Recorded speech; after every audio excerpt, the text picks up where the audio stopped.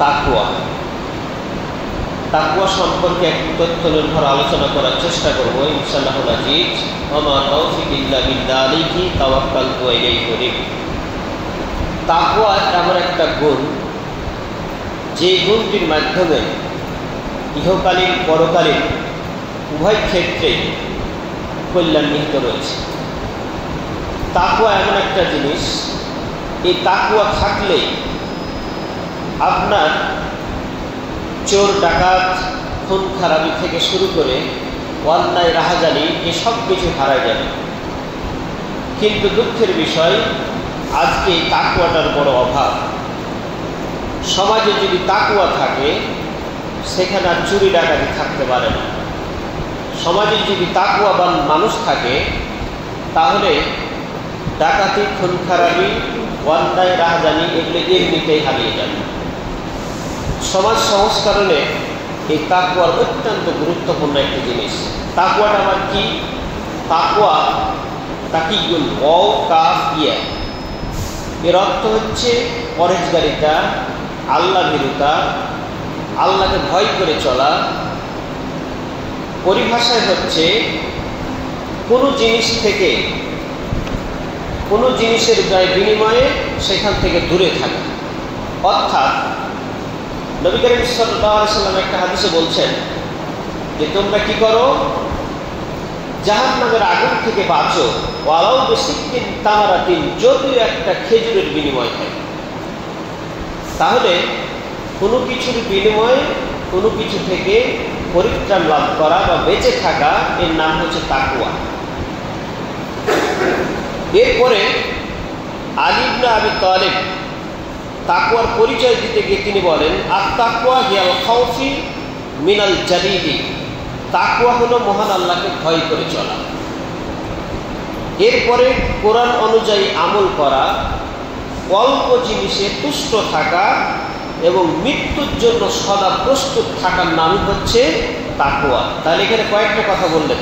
এক, আল্লাহকে ভয় করে চলা, কোরআন যে বিধিবিধান রয়েছে সে অনুযায়ী চলা, আর অল্প জিনিসে সন্তুষ্ট হওয়া, আর মৃত্যুর জন্য সদা প্রস্তুতি থাকা, এর নাম হচ্ছে তাকওয়া। কোনো মানুষের যদি মৃত্যু আমার হবে, এই মুহূর্তে চলে আসবে, হঠাৎ করে কখন চলে আসলো, মৃত্যু তো নির্দিষ্ট, হঠাৎ করে আসলে এটা হয় না, কথাটা একেবারে ভুল। মৃত্যু আমাদের কখন আসবে এটা যেমন নিশ্চিত, কার কখন হবে এটা কেউ আমরা বলতে পারবো না। কিন্তু যদি আমি আপনি মৃত্যুর জন্য সবসময় প্রস্তুত থাকতে পারি, আমার দ্বারা অন্যায় হওয়া অসম্ভব। কিন্তু আমরা মৃত্যুর জন্য প্রস্তুতি থাকে না।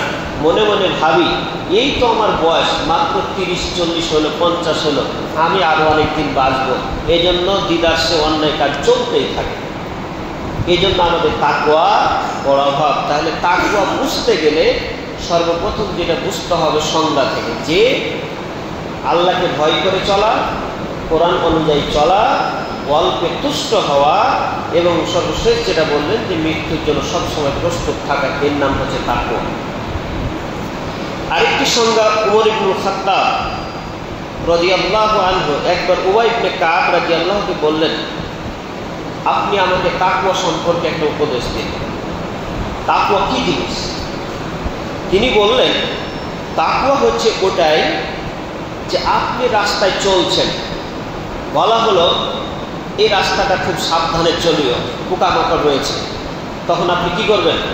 তখন আপনি সাবধানে, আপনার যদি পকেটে লাইট থাকে অথবা মোবাইলে যদি লাইট থাকে, নিশ্চয় আপনি লাইট জ্বেলে চলবেন। এর নাম হচ্ছে তাকওয়া। আপনাকে আল্লাহ তাআলা পৃথিবীতে পাঠিয়েছেন, অনেক জনাচিহ্ন, অনেক খারাপ অন্যায় বেহায়াপনা, রাজধানী, অনেক কিছু খারাপ রয়েছে। এর ভিতর থেকে আপনাকে সঠিকভাবে পরকাল সুখময় করার জন্য আপনাকে সাবধানে চলতে হবে। আমরা সকলেই জানি বাইল মাছ, বাইল মাছ তো আমরা সকলে চিনি। বাইল মাছ যখন থাকে সে কাদাতেই থাকে, সবসময় সে কাদাতেই থাকে, কিন্তু তাকে যখন আপনি উঠাতে যাবেন সে কিন্তু তার ভিতরে এক টুকা কাদা থাকে না, আমরা এটা সকলেই জানি।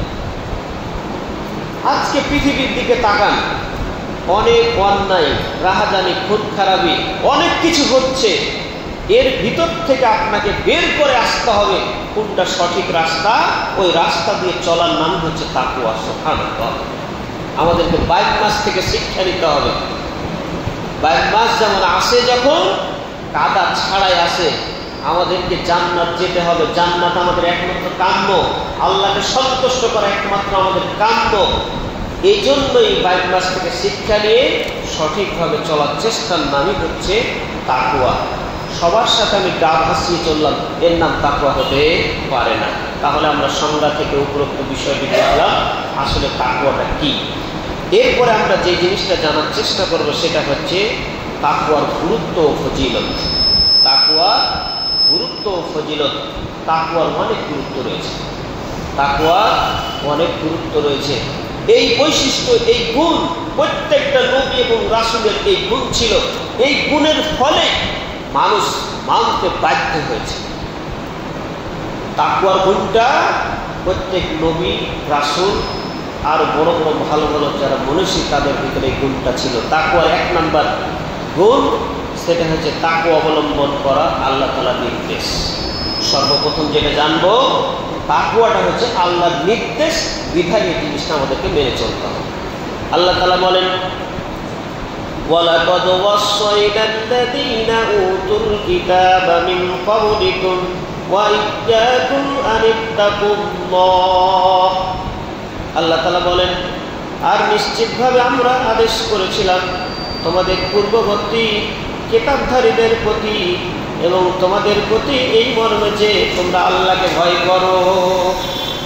তাহলে তাকওয়া মেনে চলতে হবে। 1 নম্বর যেটা, সেটা হচ্ছে আল্লাহ তাআলা আদেশ করেছেন, তাই আমরা মেনে চলব। তাহলে 1 নম্বর পেলাম। দ্বিতীয় নম্বর হচ্ছে, এটা হচ্ছে সূরা নিসা 4 নম্বর সূরা, আয়াত নম্বর হচ্ছে 131। এরপরে দ্বিতীয় নম্বর, রাসূল সাল্লাল্লাহু আলাইহি সাল্লামের উপদেশ হলো তোমরা তাকওয়া অবলম্বন করে চলো। তাহলে 1 নম্বর পেলাম আল্লাহর নির্দেশ।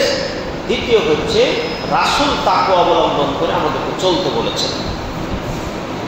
নবী করিম সাল্লাল্লাহু আলাইহি সাল্লাম কোনো যুদ্ধে বা কেউ যদি তার কাছে উপদেশ চাইতো বা কেউ যদি কোথাও যুদ্ধে যেত, তো সর্বপ্রথম নবী করিম সাল্লাল্লাহু আলাইহি সাল্লাম যেই কথাটি বললেন, তোমরা ইত্তাকুল্লাহ, আল্লাহকে ভয় করে চলো, এই আদেশটাই দিতেন। তাকওয়ার উপদেশটা সর্বপ্রথম দিতেন। তাহলে দ্বিতীয় নম্বর যেটা পেলাম সেটা হচ্ছে রাসূলের নির্দেশ, তাকওয়া অবলম্বন করে চলা, রাসূলের নির্দেশ। তৃতীয় নম্বর, তাকওয়া পূর্বসূরীদের ওসিয়ত। নবী রাসূলগণের পরে সব যারা মানুষ, এরাও তাকওয়া সম্পর্কে অনেক ওসিয়ত করে গেছেন। এর হযরত আলী রাদিয়াল্লাহু বলেন, উসিকুম বিতাকওয়াল্লাহ ফি গায়বি ওয়াস শাহাদা। আমি তোমাদেরকে গোপনে এবং প্রকাশ্যে আল্লাহকে ভয় করার নির্দেশ দিচ্ছি। এরপরে ওয়াকালিমাতুল হক ফি রিদা ওয়াল গযব, অর্থাৎ সন্তুষ্টি ও অসন্তুষ্টি অবস্থায় সবসময় কি করবে? সত্য কথা বলবে। কেউ সন্তুষ্ট হলো কিনা এটা দেখার বিষয় না। আমি সঠিক কথা বলবো আল্লাহকে রাজি খুশি করার জন্য। আমার পাশে কে খুশি হলো না হলো এটা আমার দেখার বিষয় নয়। তাহলে প্রথম নম্বর যেটা পেলাম সেটা হচ্ছে তাকওয়া। এরপরে চতুর্থ নাম্বার, জীবনের সকল ক্ষেত্রে তাকওয়া অবলম্বন করা ওয়াজিব। মানুষের জীবনে সংকট, বিপদ যা কিছু আসুক না কেন, তাকওয়া অবলম্বন করে চলা হচ্ছে ওয়াজিব। রাসূল সাল্লাল্লাহু আলাইহি সাল্লাম হযরত আবু জার থেকে বর্ণিত, তিনি বলেন, রাসূল সাল্লাল্লাহু আলাইহি সাল্লাম তিনি বলছেন, ইত্তাকিল্লাহ হাইসুমা কুনতা। তুমি যেখানেই থাকো একমাত্র আল্লাহকে ভয় করে চলো। তুমি যেখানেই থাকো না কেন আল্লাহকে ভয় করে চলো। তাহলে চতুর্থ নম্বর যেটা তাকওয়ার গুরুত্ব পেলাম সেটা হচ্ছে তাকওয়া অবলম্বন করে চলা, এটা হচ্ছে ওয়াজিব। পঞ্চম নম্বর যেটা, মুত্তাকি ছাড়া আমল কবুল করা হয় না। মহান আল্লাহ তাআলা এই যে আমল, আমরা যে কোনো আমল যখন আমরা করব তাকওয়া ছাড়া আমল করলে সে আমলটা আল্লাহ তাআলা গ্রহণ করবেন না। যেমন আমরা ঘটনা জানি, হযরত আদম আলাইহিস সালামের দুই ছেলের ঘটনা, যে তারা কি করেছিল? কুরবানি করেছিল। ইন্নামা ইয়াতাকাব্বালুল্লাহু মিনাল মুত্তাকিন, আল্লাহ মুত্তাকিদের ছাড়া কারো তিনি কি কুরবানি কবুল করেন না। তাহলে আমাদেরকে এই আদম আলাইহিস সালামের দুই ছেলের ঘটনা সূরা আল মাইদা আয়াত নম্বর 27, এখানে সেই বিস্তারিত সেই ঘটনাটি রয়েছে, আমি আর বিস্তারিত বলতে চাচ্ছি না। তাহলে 5 নম্বর সেটা হচ্ছে মুত্তাকিদের আমল আল্লাহ তাআলা গ্রহণ করেন। 6 নম্বর, তাকওয়া হেদায়েতের পথ দেখায়। মুমিনের অন্যতম চাওয়া পাওয়া হচ্ছে সরল সঠিক পথে চলার জন্য আল্লাহর কাছে দোয়া করতে হবে। আমরা এই দোয়াটা প্রত্যেকেই করি। নামাজ যখন পড়ি তখন কি বলি? ইহদিনাস সিরাতাল মুস্তাকিম, আল্লাহ তুমি আমাদেরকে সঠিক সরল পথে তুমি আমাদেরকে পরিচালিত করো। আমরা দোয়া করি। فَأَمَّا مَنْ أَعْطَى وَاتَّقَى وَصَدَّقَ بِالْحُسْنَى فَسَنُيَسِّرُهُ لِلْيُسْرَى। আল্লাহ তাআলা বলছেন, অতঃপর যে ব্যক্তি দান করে, তাকওয়া অবলম্বন করে এবং উত্তম বিষয়কে সত্য বলে বিশ্বাস করে, অচিরেই আমি তাকে কি করবো? সরল সঠিক পথে আমি সহজ করে দেব। সরল সঠিক পথে তাকে পরিচালিত করার জন্য আমি কিছু কি করে দেব? সহজ করে চলবে। এরপরে যালিকাল কিতাবু লা রাইবা ফীহি হুদাল লিল মুত্তাকিন, এটা এমন একটা বই, এমন একটা কিতাব, এমন একটা গ্রন্থ, যেই গ্রন্থের মাধ্যমে মহান আল্লাহ তাআলা মুত্তাকিদের হেদায়েত দিয়ে থাকেন বা পথ প্রদর্শন করেন। সেটা হচ্ছে কোরআনুল কারীম, সূরা আল বাকারা আয়াত নম্বর হচ্ছে 2 নম্বর সূরা 2 নম্বর আয়াতে সেই কথাটি রয়েছে। তাই আমরা 6টা পেলাম। 7 নম্বর, কোরআন কেবল তাকওয়াশীলদের জন্য উপদেশ গ্রন্থ। যারা কোরআন পড়বে, কোরআনকে অনুধাবন করবে, কোরআন অনুযায়ী চলার চেষ্টা করবে, আল্লাহ এই কোরআন দ্বারাই মানুষকে হেদায়েত দান করেন। সুবহানাল্লাহ। সূরা ইউনূস আয়াত নম্বর 57, এখানে মহান আল্লাহ তাআলা আয়াতটাতে বলছেন যে আমি এই কোরআনের মাধ্যমে তোমাদের যত অসুখ বিসুখ রয়েছে আমি সব কিছু দূরীভূত করে দেবো। সুবহানাল্লাহ। সেটা মানসিক বলেন, শারীরিক বলেন, অর্থনৈতিক বলেন, সর্বক্ষেত্রে এই কোরআনের মাধ্যমে আমি তোমাদের সব কিছু দূরীভূত করে দেব। সূরা বানী ইসরাঈল আল্লাহ তাআলা বলছেন, ওয়ানুনাজ্জিলু মিনাল কুরআনি মা হুয়া শিফাউন ওয়া রাহমাতুল লিল মুমিনিনা ওয়া লা ইয়াসিদুজ যালিমিনা ইল্লা খাসারা। মহান আল্লাহ তাআলা বলছেন, আমি এই কোরআনকে নাজিল করেছি, সেটা হচ্ছে এই কোরআনটা হচ্ছে শিফা, আরোগ্য। অনেক ওষুধ আছে, অসুখ হলে ওষুধ খায়, খেতেই থাকে, সারা জীবন খেতেই থাকে, মৃত্যু পর্যন্ত খেতেই থাকতে হয়, ভালো হয় না, আমৃত্যু পর্যন্ত তাকে ওষুধ খেতে হয়। মহান আল্লাহ তাআলা কোরআন নাজিল করেছেন, এই কোরআনের মাধ্যমে আল্লাহ তাআলা আমাদেরকে শিক্ষা দিচ্ছেন কোনটা? কোরআন যদি তোমরা পড়ো, কোরআন অনুধাবন করো, কোরআন অনুযায়ী চলার চেষ্টা করো, তাহলে আমি এই কোরআনের মাধ্যমে আমি কি করব? তোমাদের যত রোগ বালাই রয়েছে সব কিছু দূরীভূত করে দেবো। সুবহানাল্লাহ। কিভাবে? সেটা কোনো ব্যক্তিকে অসুখ হয়েছে, ডাক্তার কাছে গেলে কি বলে যে এই ওষুধগুলো লিখে দিলাম, তোমার যদি ধূমপানের অভ্যাস থাকে এইগুলি দূরীভূত করো, তোমার যদি রাত জাগা অভ্যাস থাকে তুমি তাড়াতাড়ি ঘুমানোর চেষ্টা করবে, তাহলে তুমি অসুখ ভালো হবে। ওষুধও দিল আর কিছু দিক নির্দেশনা দিয়ে দিল। ওই ব্যক্তি যদি ঠিক ওষুধও খায়, পাশাপাশি যে বদ অভ্যাসগুলো রয়েছে সেগুলো যদি ছেড়ে দেয়, তাহলে আল্লাহ তাআলা এর মাধ্যমে তার অসুখগুলোকে দূরীভূত করে দিবেন। ঠিক কোরআনে বলা হয়েছে তুমি সুদ খেও না, ঘুষ খেও না, দুর্নীতি করিও না, রাহাজানি করিও না, খুন খারাপি করিও না। তাহলে কোরআন অনুযায়ী যে মানুষ চলবে তার অর্থনৈতিক, মানসিক, রাজনৈতিক সর্বক্ষেত্রে দুরারোগ্য, মানসিক রোগ আল্লাহ তাআলা সবকিছু দূরীভূত করে দিলেন। সুবহানাল্লাহ, সুবহানাল্লাহ। এত ফজিলত, এত কথা। সূরা ইউনূস 57 নম্বর আয়াত। এই আয়াতটা পড়লে আমরা অনেক কিছু, আরো কিছু জানতে পারবো। যে জিনিসগুলো জানতে পারবো আরো, এই যে আগামীকাল ঈদে মিলাদুন নবী, জশ্নে জুলুস, মিছিল, মিটিং, আরো অনেক অনুষ্ঠান হবে। যে অনুষ্ঠানগুলোর ব্যাপারে কোনো নির্দেশনা দিয়ে যান নাই, নবী করেননি, সাহাবীরা করেননি। 594 অথবা 614 বছর পর যে জিনিসটা আবিষ্কার করলো, সেটা নিয়ে আজকে মানুষের কত মাথা ব্যথা, কত কিছু হচ্ছে। কিন্তু এর তাফসীর যদি আমরা পড়ি, এগুলোর কোনো একটারও ভিত্তি নেই, একটাও করা যাবে না, একেবারে নিষেধ। কি করতে হবে? কোরআন পড়তে হবে, বুঝতে হবে, অনুধাবন করতে হবে এবং নিজের জীবনে বাস্তবায়ন করলেই আপনার যত মানসিক যা কিছু আছে আল্লাহ তাআলা সব কিছু দূরীভূত করে দেবেন। সুবহানাল্লাহ। তাহলে যেটি বলছিলাম, 7 নাম্বার, যে যারা এই কোরআন তাকওয়াশীল যারা, তারাই তো কোরআন পড়বে, এই জন্য তারাই হচ্ছে উপদেশ গ্রহণ করবে। তাহলে 7 নাম্বার যেটা পেলাম সেটা হচ্ছে কোরআন কেবল তাকওয়াশীল যারা, আল্লাহ ভীতি অবলম্বন করে চলে যারা, আল্লাহ তাদেরকে এই কোরআনের মাধ্যমে উপদেশ দিয়ে থাকেন। এরপরে 8 নাম্বার, তাকওয়া সকল সমস্যার সমাধান করে। 8 নাম্বার কি? তাকওয়া অবলম্বন করে যারা চলবে, সকল সমস্যা যত রয়েছে আল্লাহ সব কিছু দূরীভূত করে দিবেন। সুবহানাল্লাহ। আল্লাহ তাআলা বলেন, ওয়া মান ইয়াত্তাকিল্লাহা ইয়াজআল লাহু মাখরাজা ওয়া ইয়ারযুকুহু মিন হাইসু লা ইয়াহতাসিব। আল্লাহ তাআলা বলছেন, যারা তাকওয়া অবলম্বন করে চলবে, ইয়াজআল লাহু মাখরাজা, আমি তাকে যে কোনো সমস্যা থেকে উদ্ধার হওয়ার জন্য আমি ব্যবস্থা করে দেব। এটা হচ্ছে আল্লাহ তাআলার ওয়াদা। সুবহানাল্লাহ। আপনি চিন্তা করেছেন তাকওয়া কত গুরুত্বপূর্ণ?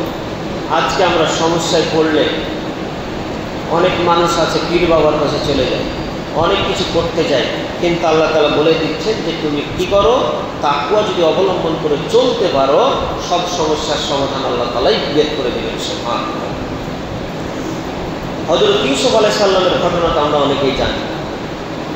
ইউসুফ এবং জুলাইখা, যে প্রেমের ঘটনা, যে ঘটনা আমরা জানি, 7 তালা,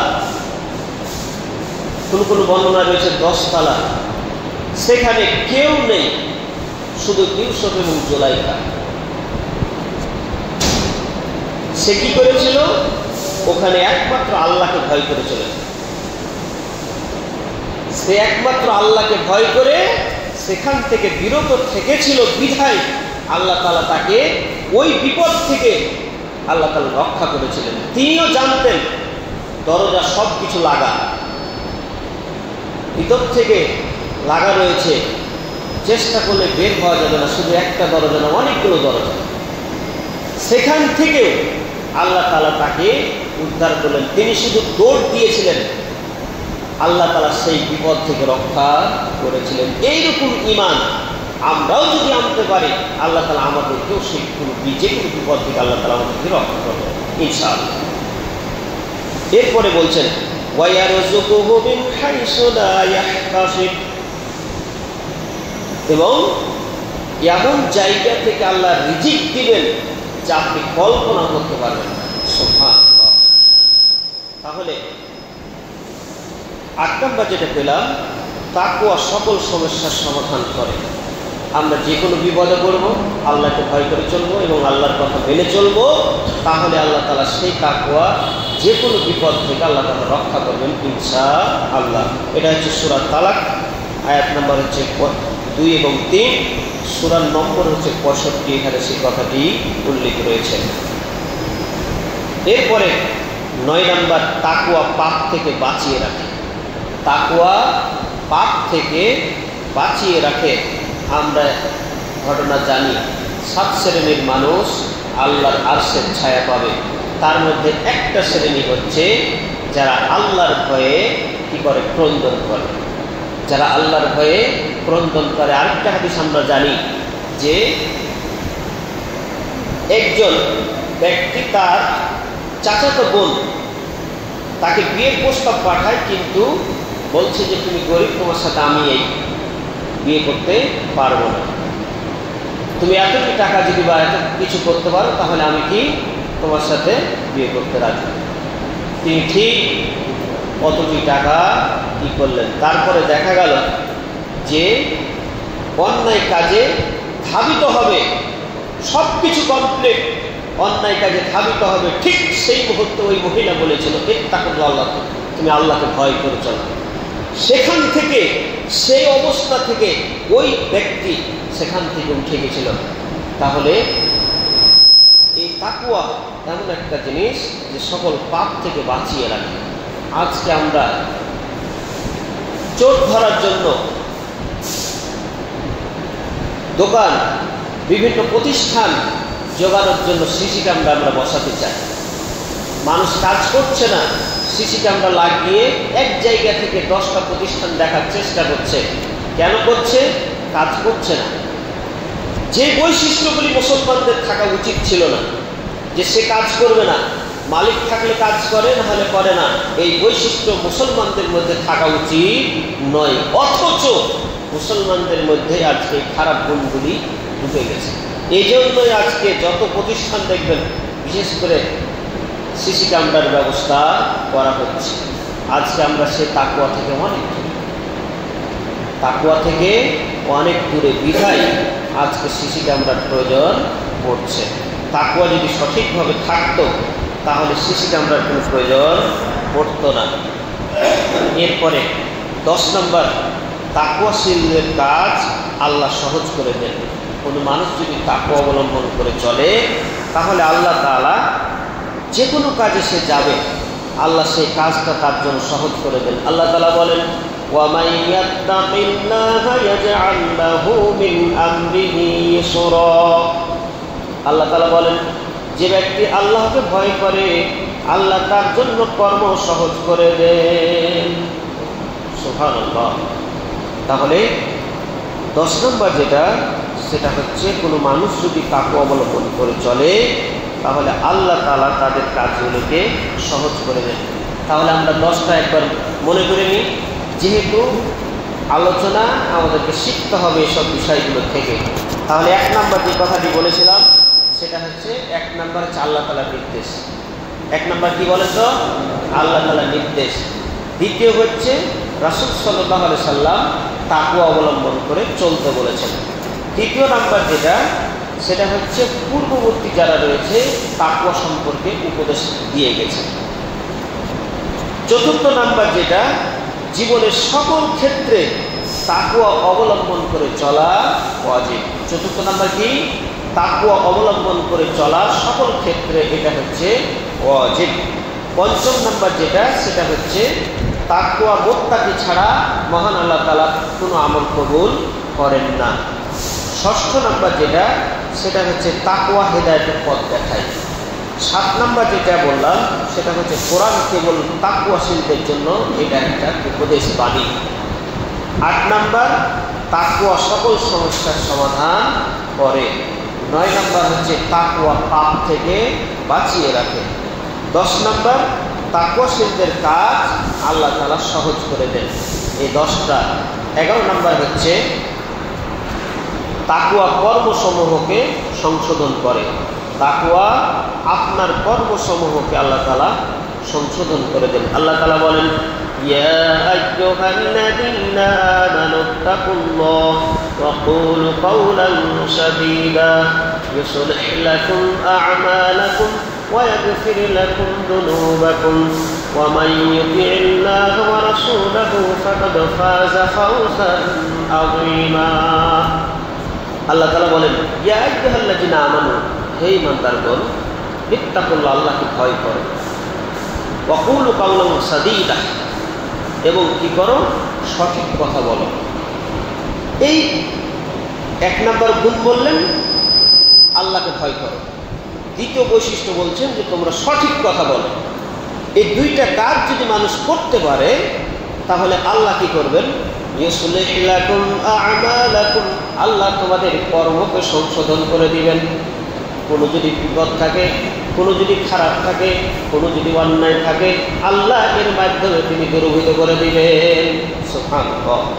তাহলে আজকের আলোচনা এই আয়াত থেকে যেটুকু আমাদের শিক্ষা, সেটা হচ্ছে ইত্তাকুল্লাহ, আল্লাহকে ভয় করে চলা, এবং সঠিক কথা বললে আল্লাহ আমাদের যদি কাজকর্মে কোনো ত্রুটি হয়ে থাকে, এই ত্রুটিগুলো আল্লাহ তাআলা দূর করে দেবেন। সুবহানাল্লাহ। শুধু কি তাই? এরপরে বলছেন ওয়ায়াগফির লাকুম যুনুবাকুম, এবং আমাদের যে পাপ রয়েছে, অন্যায় রয়েছে, গুনাহ রয়েছে, আল্লাহ সবগুলো মাফ করে দিবেন। সুবহানাল্লাহ। ومن يطع الله ورسوله فقد فاز فوزا عظيما। এবং কি করবেন? আল্লাহ তাআলা এর মাধ্যমে তিনি কি করতে চান? বড় সফলতা, ফাজ, অনেক বড় সফলতা আল্লাহ তাআলা আমাদেরকে দান করবেন। সেই সফলতা কি? জান্নাত। সবচেয়ে বড় সফলতা কি? জান্নাত। এটা আল্লাহ তাআলা আমাদেরকে দান করবেন। এটা হচ্ছে সূরা আহজাব 33 নম্বর সূরা, আয়াত নম্বর ৭৭ এবং হচ্ছে ৭১ নম্বর আয়াত।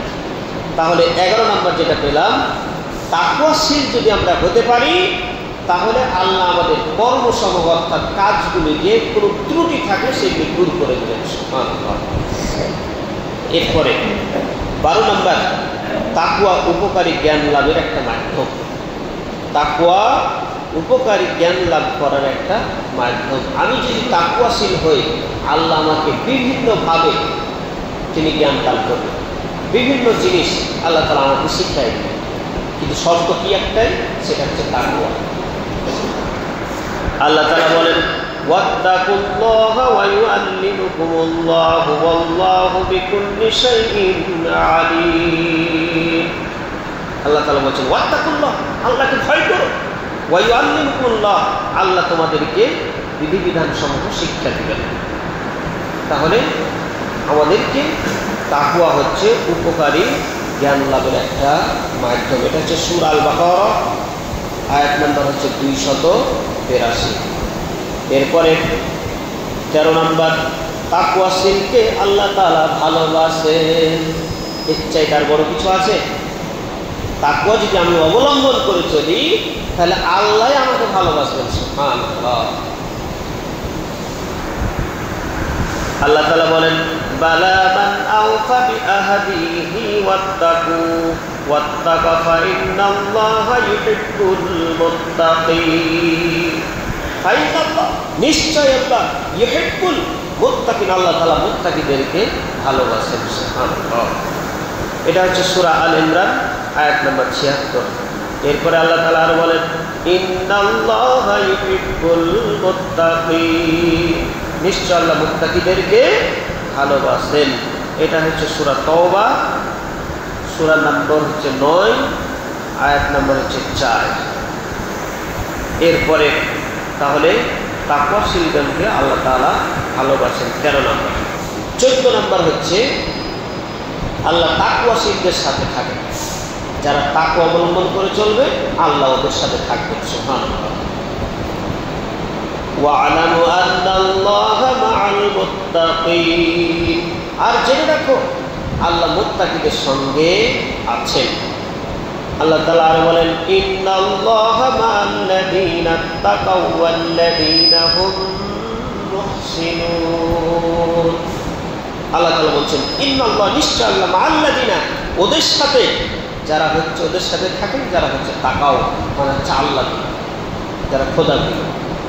এখন আল্লাহর সাথে থাকা এর অর্থ কয়েক রকম হতে পারে। এক, আল্লাহ তাআলা আপনাকে যে কোনো অন্যায় কাজ থেকে, খারাপ কাজ থেকে বাঁচিয়ে দিবেন। সুবহানাল্লাহ।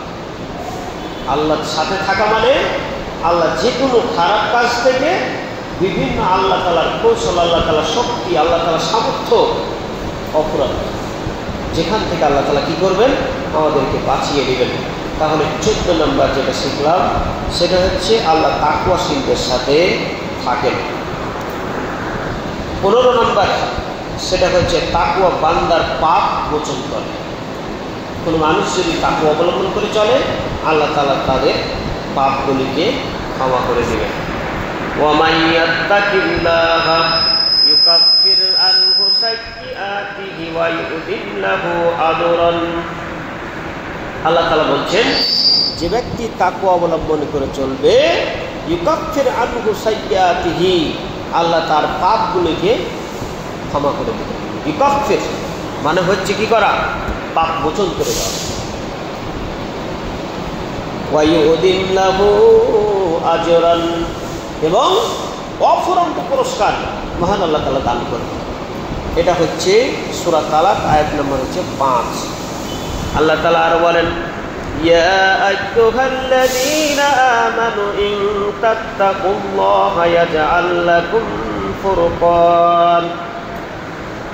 আল্লাহ তাআলা বলছেন ইয়া আইয়ুহাল্লাযীনা আমানু, হে ঈমানদারগণ, ইন তাত্তাকুল্লাহ, যদি তোমরা তাকওয়া অবলম্বন করে চলো, ইয়াজআল লাকুম, আমি তোমাদের জন্য করে দেব ফুরকানান, মানে হচ্ছে সত্য মিথ্যা যাচাই করার ক্ষমতা, শক্তি আমি তোমাদেরকে দিয়ে দিব। সুবহানাল্লাহ।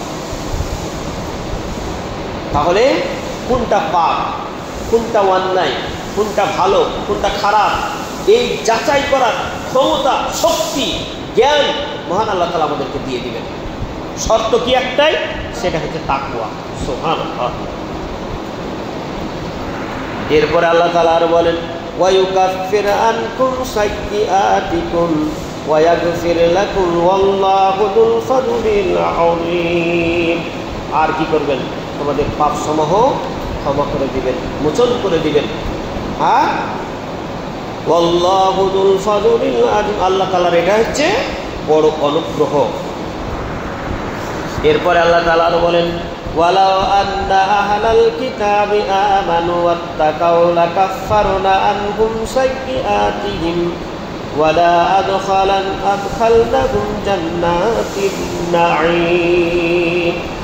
আল্লাহ তাআলা বলছেন ওয়ালাউ আন্না, যদি আহলাল কিতাবে, কোন জনগণ, কোন দেশের জনগণ, কোন দেশের অধিবাসী কি করে, আমানু, আল্লাহর প্রতি বিশ্বাস স্থাপন করে, ওয়াত্তাকাও, এবং হচ্ছে আল্লাহ ভীতি অবলম্বন করে চলে, আল্লাহকে ভয় করে চলে, তাহলে আল্লাহ বলছেন কি লাকাফফারনা আনহুম সাইয়্যাতিহিম, আমি কি করব, তাদের পাপগুলিকে একেবারে মোচন করে দেব। সুবহানাল্লাহ।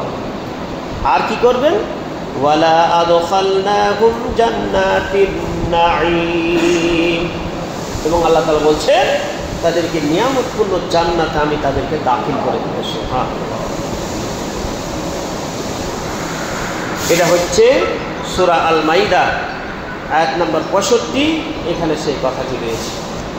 তাহলে আমরা 15 নম্বর যেটা জানলাম সেটা হচ্ছে তাকওয়া বান্দার পাপ মাফ করে দেন, গুনাহগুলিকে মোচন করে দেন, গুনাহগুলিকে শেষ করে দেন, পাপগুলিকে মিটিয়ে দেন।